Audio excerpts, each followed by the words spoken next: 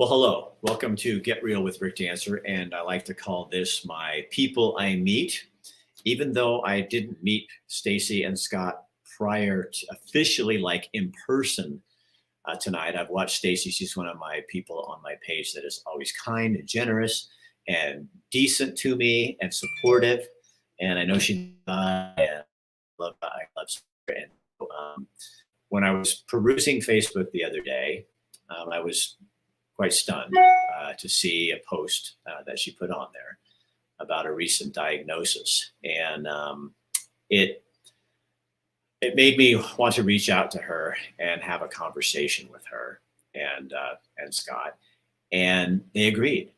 And so, to just kind of set this up, I'll let them talk about more about it. Let me get the stuff that matters here out of the way too. Our sponsors, because they trust me to do the right thing all the time.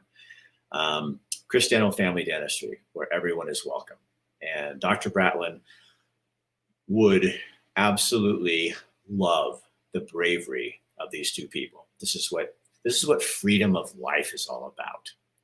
It doesn't always give you a good.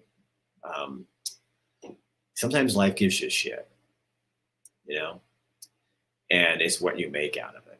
And Dr. Bratlin's a big guy of making good out of bad. Our other sponsor is New Leaf Hyperbarics and Wellness Center. I couldn't think of a better person to put on this. Matt McCarl is the awesomest guy.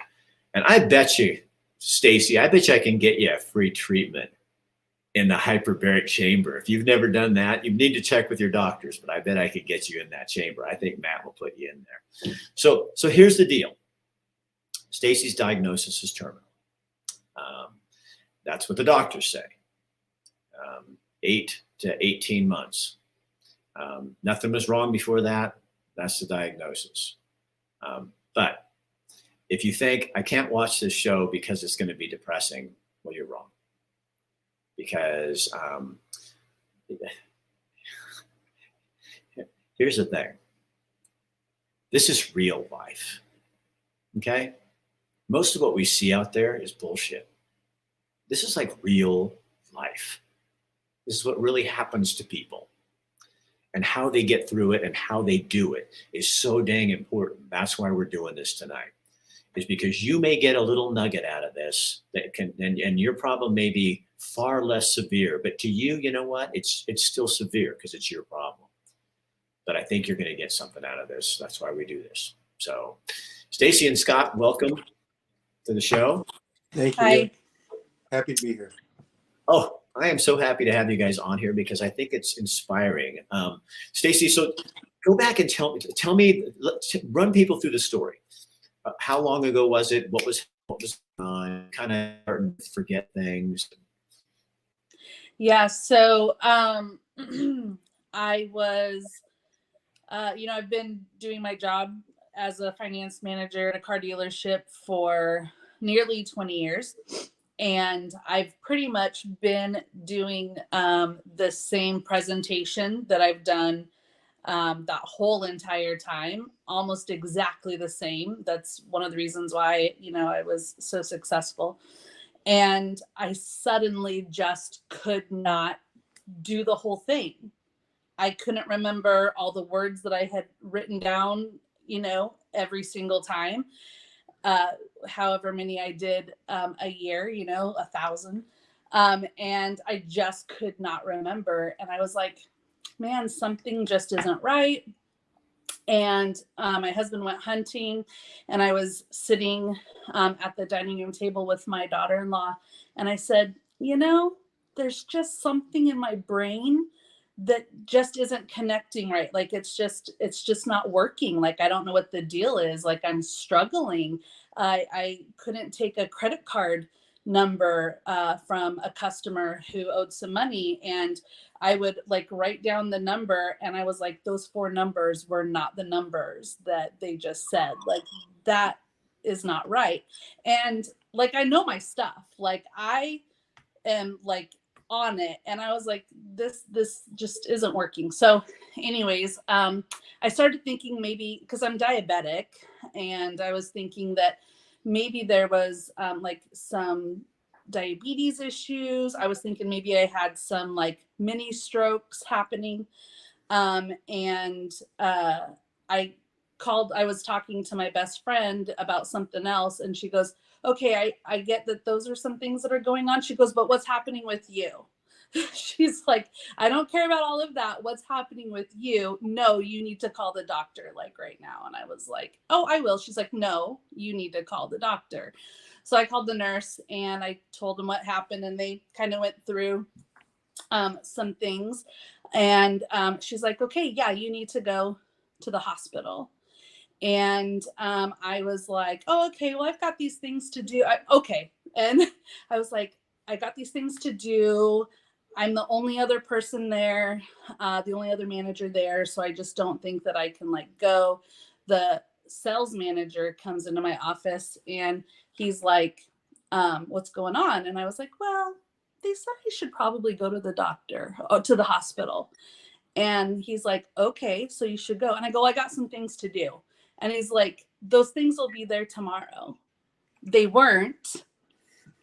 But he's like, no, you need to go now. And the company that I work for is like incredible, and they care more about their people than the dollar. And they were like, no, you need to go. And I was like, okay. So they drove me from Corvallis. I left my car there, drove me all the way to Springfield.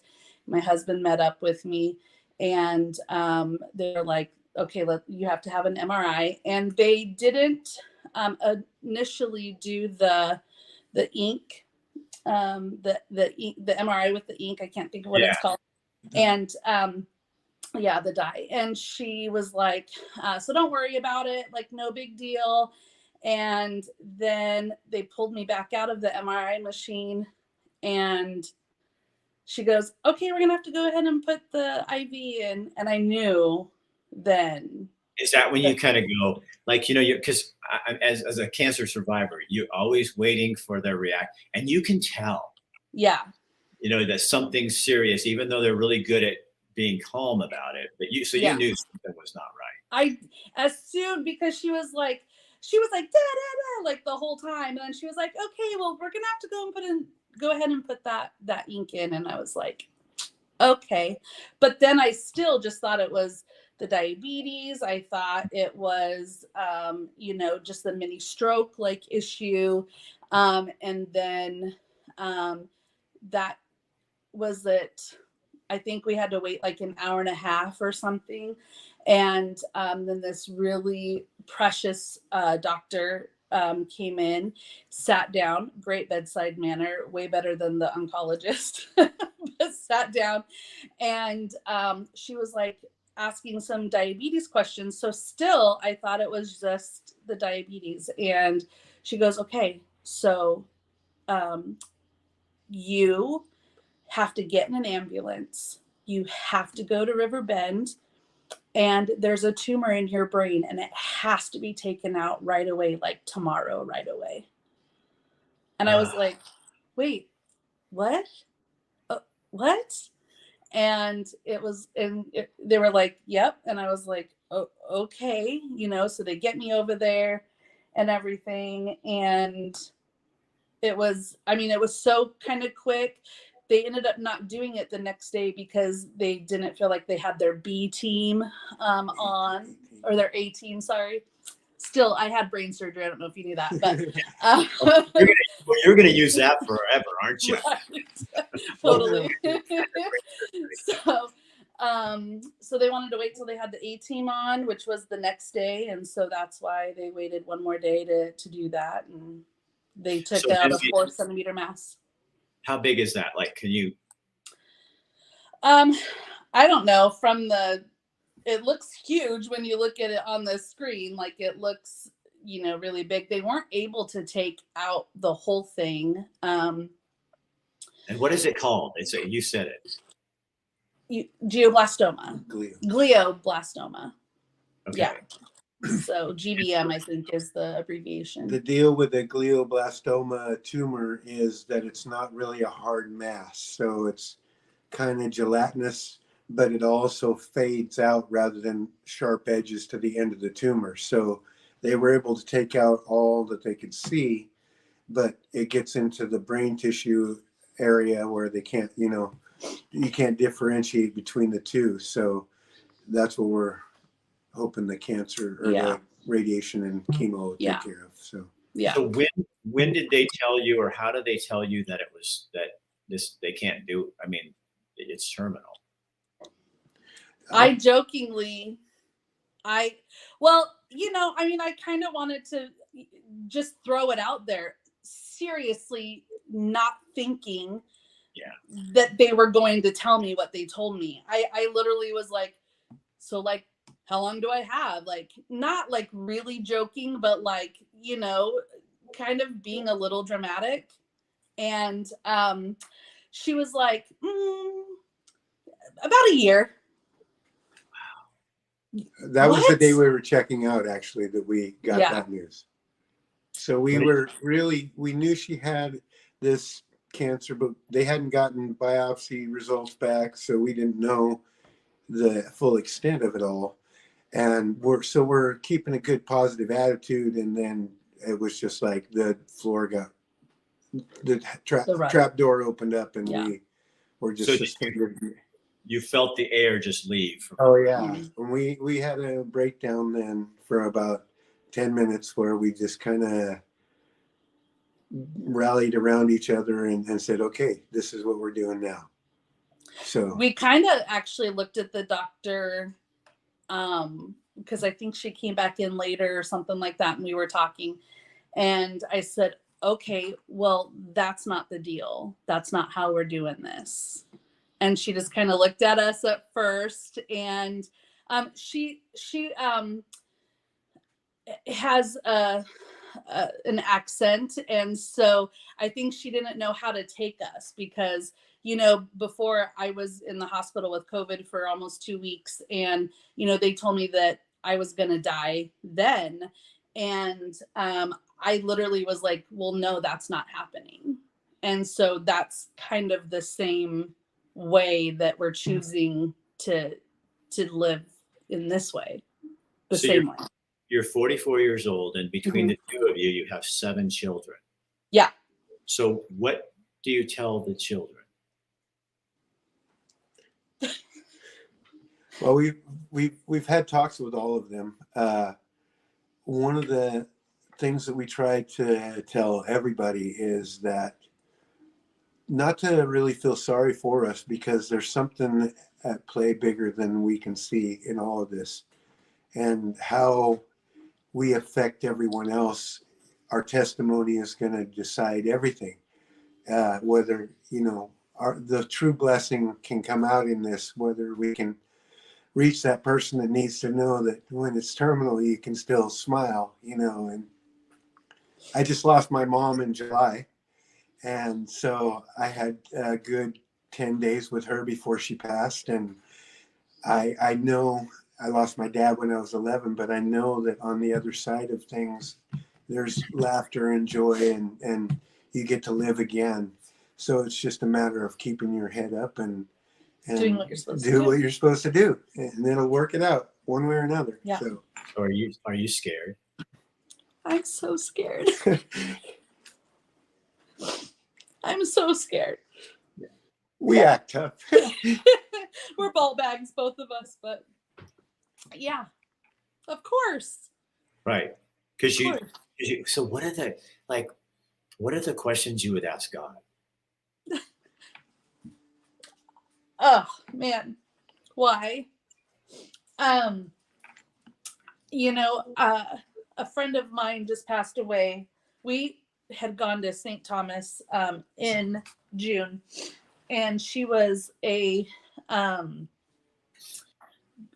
incredible Christian woman. She died at 45, and she was powerful and good and awesome and amazing. And I don't know if you know who she is. She's Casey Spady. I think she, her. Yeah. And such a phenomenal person. And I'm like, I just want to be her when I grow up, right? Even in her death, like I want to be her when I grow up. And through this, I really think about like her character and, you know, where she went. And what really upsets me, and the questions that I kind of want to ask sometimes is how does somebody who lives a life like Casey does, who runs up that hill, so I stole her hashtag, Casey run uphill. So my hashtag is Stacy run uphill. But how is somebody who doesn't care about others, who doesn't give two poops about how they treat people, how did they get to continue to live and like That's and fair. and do whatever they want without consequence? I You know, don't understand it. Stacy, what used to bother me when I had cancer, and this is no hit to smokers, but I would see people like living really unhealthy lives and stuff. And I used to, under my breath, I never said it out loud. I'd say it to my wife, but I'd say, they're asking for it. And I'm doing everything I can to prevent this. And then you get to that point where, and I'm not telling you how to do this at all, but you get to that point where you realize this is my story. Mm-hmm. Right. Song, this is my story, this is my song, praising the Savior all the day long. So this is what I'm going to live. And I'm going to go out of this thing. And I even thought I'm going to go into this prostate cancer thing. And mine was not even near serious. I mean, really, in the big picture, you know, Yeah. but it's Cancer's cancer, though. it is. When they say, I Yeah. know the feeling when I sat there at the table and when the doctor finally says you have cancer, it's just this. Actually, Scott, you said it. The floor goes away. Yeah. Yeah. I'm sitting down, luckily, and my wife was too. And you just sat there, and then we just sobbed. And then with our Yeah. kids and stuff, because it's all so fresh and raw. Do you? What? So you guys didn't talk obviously about. I mean, your goal is to get to the end of this and go, it didn't happen. Mm-hmm. We survived this thing, and I think you have to keep that mindset and go. Yeah. You're going to fight it. You're going to do the things they tell you to do. So tomorrow you take the chemo pill. You have it at home now. Yep. But you take the pill. What is that? What is that like? I mean, I'm struggling with it, honestly. I think I said that to you earlier today. Like I'm not struggling with the other aspect of it, with the radiation, but I mean, you're literally taking something that in any other way, they'd be like, what are you doing putting that in your body? Like, what are you it's thinking? poison. Basically, It's poison. poison. Yeah. And yet we're doing that. Now let's be really surfacey, okay? Very shallow, shall we? Okay. You have awesome hair, and Thanks. you're probably going to lose it. That's got to be. That would be to me. You know what I mean? I mean, okay, Scott. It's my number one issue. Is it really? Oh God, I think it would be one of mine. I mean, you But know. wait. To tell here. But So wait. before we went into surgery, we were talking with the doctor, Dr. Coons, who's amazing. But my wife asked her, so how much of my hair are you going to cut to do the surgery? And she says, well, how much do you want me to cut? She said, none. So they went through the surgery and everything. And she called from the operating room and said, everything went good. We got more than 95% of it, you know, everything that we could see, blah, blah, blah. And she goes, and the second thing she said was, and I didn't shave her head. I said, those two things are actually almost equal in value to my wife right now. So you have no idea. So then we were happy to be able to tell her that when she was awake. So tell people what they can, because I think the fun part, we talked a long time before the show. tell me about you had already, before you knew that you had this, you guys already went out and bought a truck and a motorhome.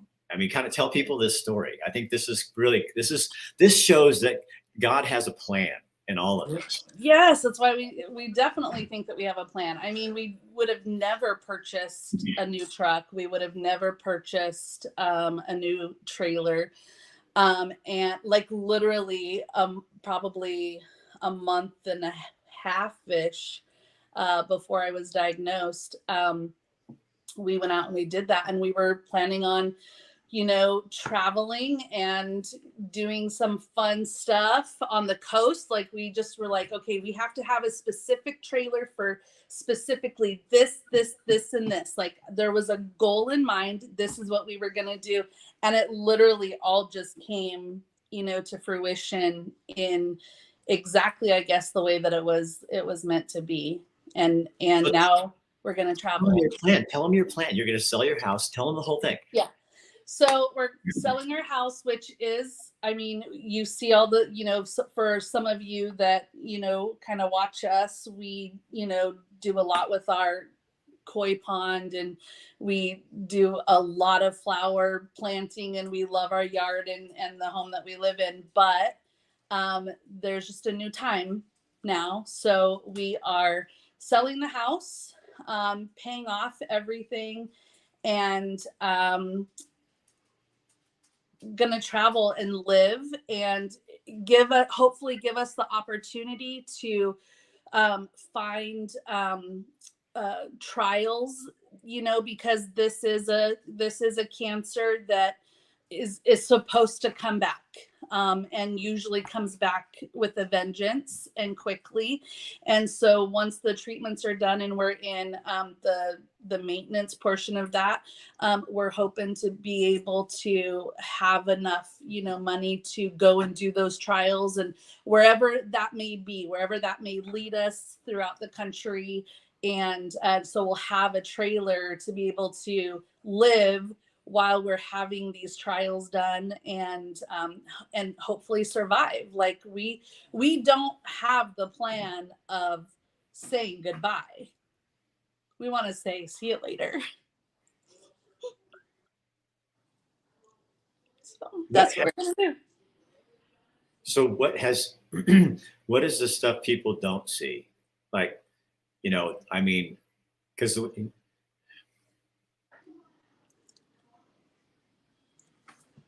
it's going to be really hard when you go to bed at night and then you wake up in the night. You're going, how many more do I get?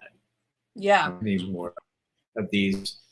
And you know, and I know we all hope, you know, and we all believe that, not all, but we believe there's something on the other side. Yeah. Yeah. Still, you kind of go, you know, but I want him to be with me. And Yeah.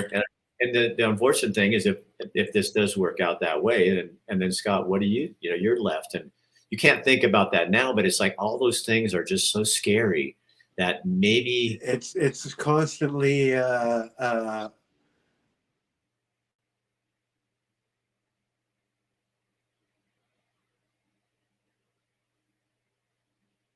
did we freeze?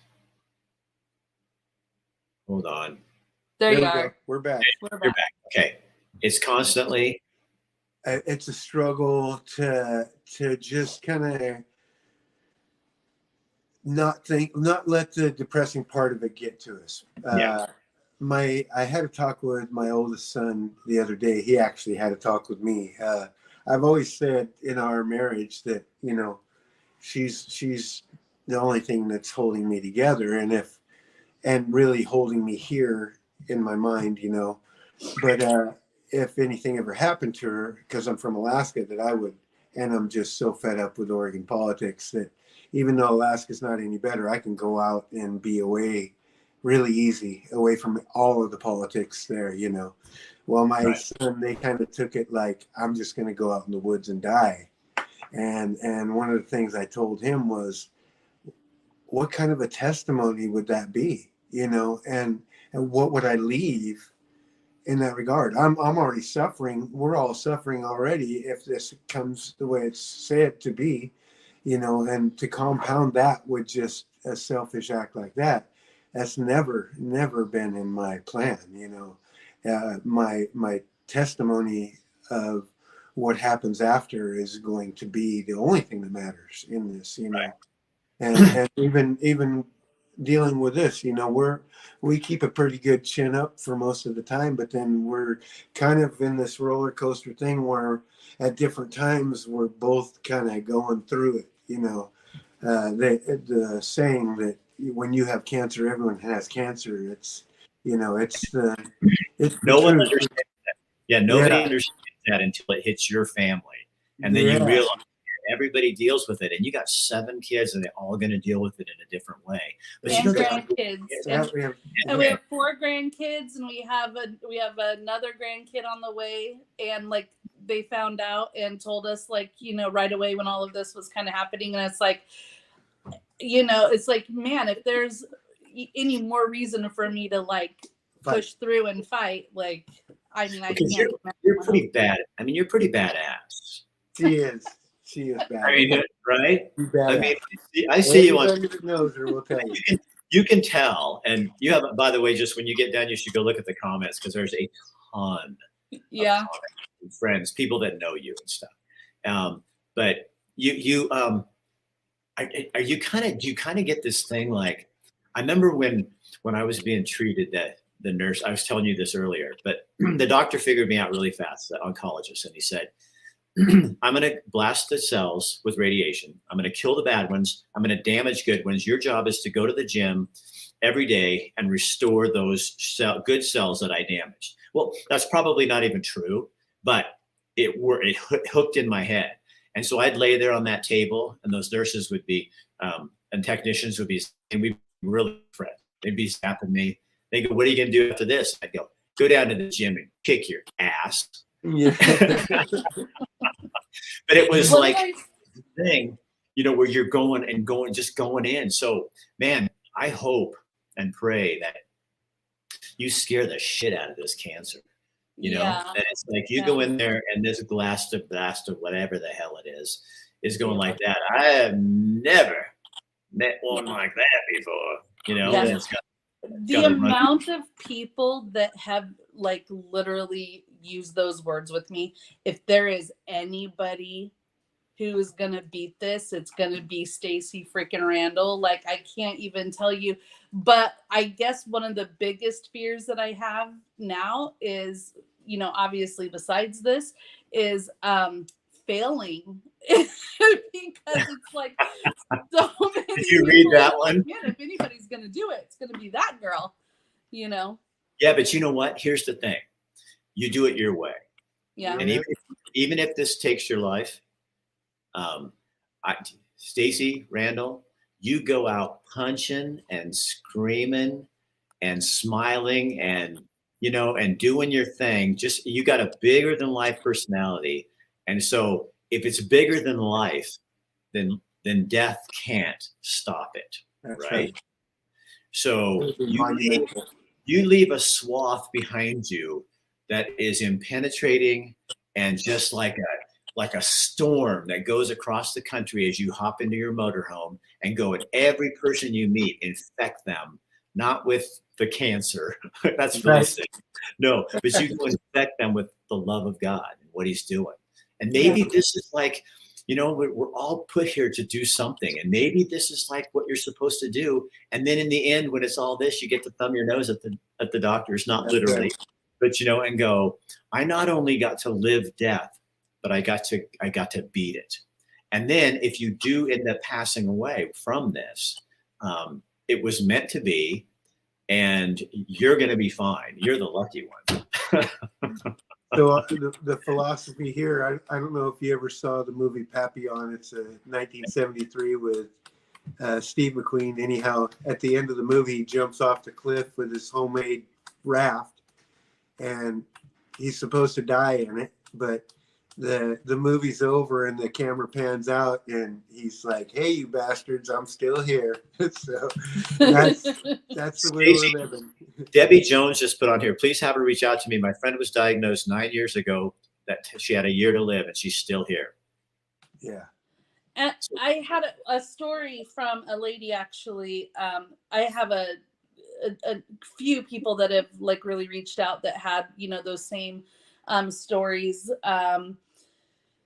within our community. But one really something that you were saying earlier about your story in regards to your radiation, she was saying, and I mean, and this is like my thing now, right? I think of radiation as going pop, pop, pop. And She said in 1998, no, 94, she was diagnosed with cancer, and she had little kids at home, and they told her she was, given a short time to live, and that was 1998, and she's still alive today. And I knew her when I was growing up. My aunt worked at the credit union, and then she was a rep for credit unions within the community. So then I got to know her over the years, and then to see that story and then remember that that's what she was like, and she survived it, and it's been this long time, is to hear those stories, especially from people that weren't supposed to survive, and now they are. When we got the information from the doctor, because it sounded so just hopeless, we said, has anybody come back from this? And she said, well, actually, yeah, there's been several cases. I said, that you don't have to tell me. I just needed one example, so that either we're going to be the first example or we're just going to continue on with that. So, what drove me crazy is all the people come, because people just they mean well, but they just don't think. yeah. And how many people that I heard, they'd come up and say, oh, my dad had prostate cancer, you probably want. I mean, no, Why? no, Why? I don't need to hear that. Don't tell me anything or something like that. You'd be looking at my crotch and going, you have prostate cancer? And I'm like, if you can see it, we're both in big trouble. Yeah, right. What's really incredible? Because I already feel like our story is already hitting people, but the amount of people that have come out and said, man, I watch your posts, or, you give me this, you give me that. And you're like, I did that for you? Are you serious right now? And so many people have said that or have come out. And and for example, a guy that I went to school with, my best friend, and a guy that I went to school with who lives in Bend, they started today a spot fund thing to help us so that we don't lose our home, in the process of trying to get it sold, and, and everything, and helping us out. And it's like, but we've seen each other at our reunions, and you're helping me with my best friend, but you're helping me trying to make sure that these things don't happen. And what God provides in that is so ridiculously incredible. So Kim posted the spot fund on there. I'm sorry? Kim posted the spot fund link while you were saying it. No, but why? Actually, it was coming up while you were saying. I was going, okay, we did not pre-plan this, everybody. I'm a good producer, but I'm not. Stacy, let me ask you a question. So who is the author of your life? Who is the author of my life? Yep. Is that what your question was? Yes. Well, Jesus. But I would say me and Jesus. Okay, so here's how I think it works. You are the author of your life. Mm-hmm. God and and the trio is your editor. Yeah. Oh, I love that. So you get to go in, and they're setting the stage for what you're doing. So here's the plot, but they don't, give you answers. So you get to go in and go, how is Scott and I going to live this thing we've been given? So obviously this is for us, because it wouldn't be happening if it wasn't. This is ours. This is our story. And so we're going to go live this out loud, and we're going to live it as vibrantly as we can. And when we have shitty days, we're going to take them, and we're going to just have bad days. Yeah. But we're going to live this for people and for us the best way that we know how. We're going to travel the country, and we're going to meet people, and we're just going to share the love of God. But it's your story. So if you have a shitty day, then you get to talk about that. And if you have stuff that doesn't work right, then you get to put that in. But you also, as Scott's writing the story with you, to put exclamations in, and you put the periods down, and you keep the questions in the story. You don't take any of that out. Quotations are awesome. And just write this amazing story of Stacey Randall while you're doing it. It's your already chance. been pretty amazing. It's already a good story. It's going to be an excellent story, and you're going to live it just the right way, because that's and having the bad days does not mean you're not living it the right way. Yeah. Right? You know what I mean? I think Because sometimes I'm pissed. Because Right. I'm pissed. Yeah. Well, and I think am. that I think there can be a chapter that says, the I am pissed chapter. And I never said, I think for me, with cancer, and I know other people do, and I'm not saying I did it right. I'm just saying, I never said, why me? Yeah. I think I was just to a place in my life where so much, quite honestly, I'd lost so much. I mean, I gave up my career. I lost the race for Secretary of State very publicly. People still tease me about that. And my business wasn't going well in the beginning. And I mean, everything was going downhill. And then it was like, my joke used to be, God would come to me and go, Rick, here's what we're going to do. You get to quit KZI. Yeah. And you're going to run for public office. Oh, do I win? No. No. Okay. So the next thing, what's that going to be? It's going to be really good, right? Yeah, you're going to get prostate cancer. Whoa. No, see, I went down. Now I get to go back up. And God's going, you're not going down, you're going up. My up is different than the world looks at up like this. I look at up as going like this. Yeah. Interesting. This is my story. And then I just lived it. And I think, honey, I think you're just going to do this. So and I'm excited to watch the progress. And I'm excited to see what Scott has to write about that.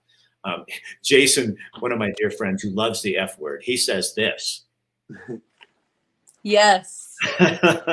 Very much so. You very much so. You have lots of people in your court. Yeah. And I think that, and that matters. It does. But I think it also matters that you are right on target with where God wants you to be. Because it's not like I used to sit there like, what, God, sitting down and God's on his book, and somebody goes, did you know Stacey Randall has this serious cancer? Oh, I was talking to the Archangel Michael, and I was not aware of that. Yeah. And, to me, it was like, somebody goes, God, Rick has cancer. It's 2010. And he goes, right on target. Yeah, we're good. Yeah. He's supposed to do that. But why me? The after story is the whole story. The cancer isn't the story. It's the change that you come about, like the caterpillar, Yeah. in the transformation process of it all. Well, you have to have a villain. Right. Every story, Disney, I mean, the Sleeping Beauty, there's the evil witch that gives her the apple that's supposed to kill him. I mean, every story has a villain. Yours happens to be this blasted, blah, blah. And that's the villain.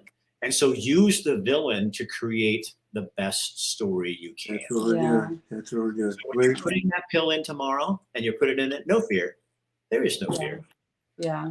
This is going to be hard. Oh, honey, I'm going to be praying for you and thinking about you. My stomach is in knots over that since I heard, because it's just, but yours shouldn't be. Just let ours do it. Yeah. We'll it's what's frustrating is when I get what people say, when they go through their trials and their tribulations, and not necessarily asking the whys, but like, okay, God, like, I get it.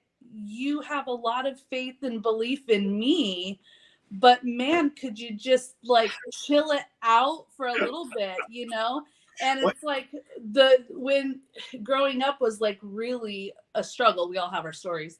But it's like, I am so blessed and so lucky to have the best people in my corner, the most incredible husband in the world. And it's like, you're taking that, like, I'm not going to have that. Like, how is that fair? Right. You want to say, why didn't you give me toenail cancer? Right, I of mean, all the you have to things. give me the big. I mean, Rick got prostate cancer. Why can't I have something like that? Well, honey, you don't have a prostate. The other thing I want to caution people in the audience and people who know you is, I don't know if this really used to irritate me, is when people you go, yeah, yeah, I have cancer. It's it's terminal. Oh, you'll be fine. And you're going, no, no, no, no, no. First of Yeah. all, when the doctor says you have cancer, my definition of fine and yours Yeah. change. Yeah. Completely. You still walk away. You go and say, "Oh, poor Stacey and Scott. I'm going to be praying for them." But the bottom line is, you are going through it. So Yeah. fine is just I thought it was. I know it's trying to be encouraging, but say what your friends are saying here is, you're a fighter. Those are the things you need to hear. You're Yeah. a badass. You're going to go take this thing on. Not you'll be fine, because you'll be fine is like, I'm sorry. Yeah. I'm Yeah. sorry. I'm sorry. Yeah. It's like, it's just learning to speak the right things to people and stuff like that. Oh, you guys, I really like who you are. I think you're going to be. I think Thank you're you. going to make a tremendous story. We're kind of fans of yours as well. Yeah. I am so glad you agreed to do this, because I think I did an interview with Laura Caldwell and Hugh Caldwell. She had breast cancer, and then it became to the point where it was going to be terminal. And it was one of the most interesting interviews I ever did, because she was at the end. I mean, it was like coming, and she knew it. And she let me talk to her. She was nice and kind enough to let me in those last moments. And I'll never forget. I'd say, "What are you going to miss?" And she goes, and she had things that she was going to miss and stuff. And then Hugh says, "Yeah," and then blah blah blah. And she goes, "That I'm not going to miss. When you interrupt me, Hugh, I'm not." It was the sweetest thing, because there was things she's actually going, there's things about I'm not going to miss. And she was in that different place like that. But it was like such a charming thing. And then after she passed, it was like such a great thing for the family to have this really kind of cool interview. And real. Yeah. Yeah, it was real. And it was real, because it wasn't sugar coated. So that's Right. what I guess I tell you that story, because as you guys are writing this, don't sugarcoat anything. Let us, and doesn't mean it has to be now, but let us see the things that you're doing, because we need to know that, it's that great strength that comes from your life and stuff like that. And you are. And what? Frozen. Frozen. Let's be frozen on this side. How about now? It's probably our amazing service. Yeah. Actually have good service for the most part. Come on back, Rick.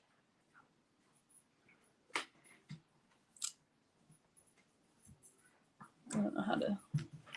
Don't do anything. I know, huh?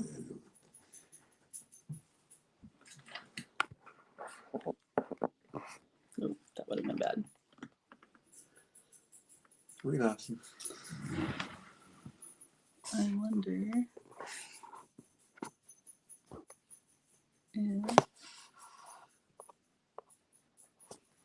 Oh, I guess I'm the whole show now. Oh, that's funny.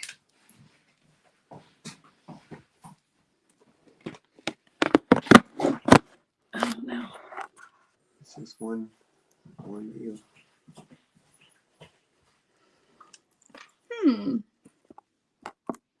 Of course. Of course.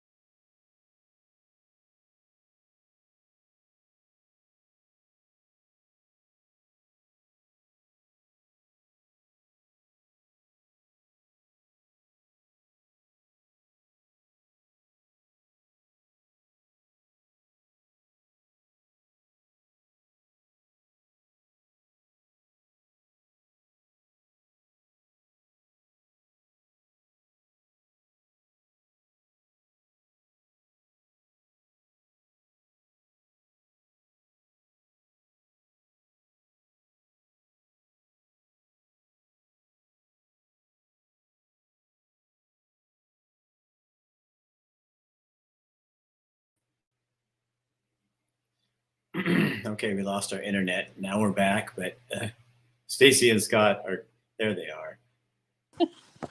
That was so weird. I think it was my internet died or got clipped. Gotcha. Yeah, that was weird. I was sitting here going, and it wouldn't come back or anything like that, and then you can't get out of it. Yeah. So it just kind of sits there. Well, you guys, I honestly, I think I've probably taken enough of your time. I'm getting on to, we're almost at an hour.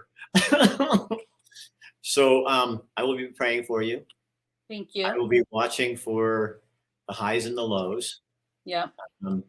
When you take, you know what, when you take that little pill tomorrow, just say, God, don't let this hurt anything it's not supposed to. Just keep doing that. And you know what I mean? I think that Yes. it just, and let him, he's stronger than the chemo and he knows what he's supposed to do. So let him let it do the thing it's supposed to do and not do anything that it's not supposed to do. Yeah. Exactly.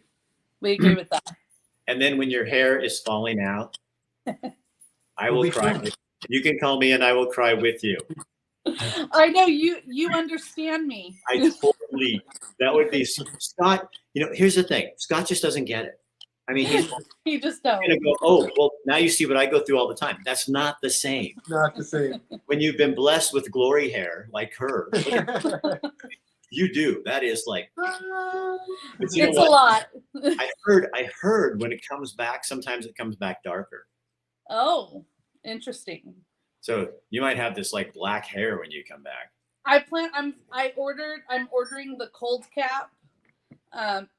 So I'm gonna try the cold cap and see if that helps at all. And I mean, yes. Well, you know, and you could make that kind of part of the whole thing. Make the baby part. Like if you're going to be a baby, it's not about the pain or that. It's about my hair. You could do a whole series on, you know, pulling off your hair and going, oh my God, my hair. Yeah. Yeah. Or just have some really cool wigs. Yeah. I'm kind of excited about that part of it. But get really wild ones. That'd be Okay, I could don't know if I can do you that. please find a gray one? A gray one? Yeah, so we can be alike. Yeah. Okay, I'll see what I can do.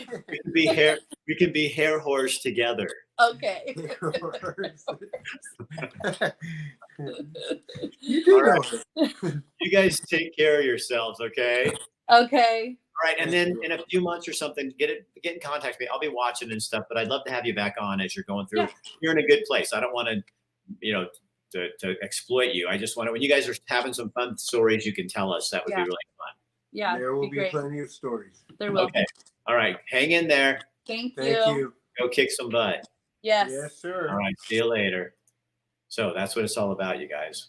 Thanks for hanging in here for that little vacant section in there. Yeah. The people I meet, I'm a very blessed man. I get to talk to people like that, and then I walk away and I feel inspired, and I know you do too.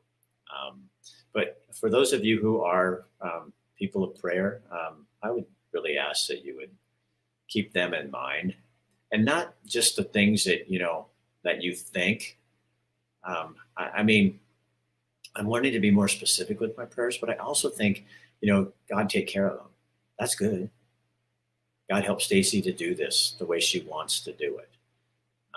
God help Scott to be able to support Stacy. Stuff like that, real personal things. Those are the things that I think make a difference rather than just, and all the healing thing too is great. But let them deal with that with God, and you can pray for healing, but also pray for the little things. That's what they need right now. God will take care of the other stuff, the big stuff, and He'll take care of the little stuff too. But I think it's more charming to get in there and kind of, because then you have to think about them more. It's easy to just blow it off and say, make them better. But when you say, have Scott, make sure that Scott is really watching out for her today, that kind of stuff. And so tomorrow, everybody should be praying that little shitty pill can do no damage. All it can do is destroy what it's supposed to do. Okay? All right. Our show is brought to you by New Leaf Hyperbarics and Wellness Center. And Stacy, I will talk to Matt, and you get in there. If make sure your doctors are okay with you doing hyperbarics, but I don't see why. It's just oxygen under pressure. And I know Matt will give you a free treatment. I'll talk to him. And also Chris Dental Family Dentistry, where everyone is welcome. We couldn't do our shows without them. And tomorrow night, we have got a friend of mine who's a news guy here in Montana. He's going to be helping us with some stories. And I might have another story that I'm going to add into there. On Wednesday, we got some guys coming in because there's a measure in Oregon to greatly limit gun use with hunting. So they're going to come on and talk. And then Friday is Crazy Rob, Kim, and Bill London. All right. We'll see you guys tomorrow.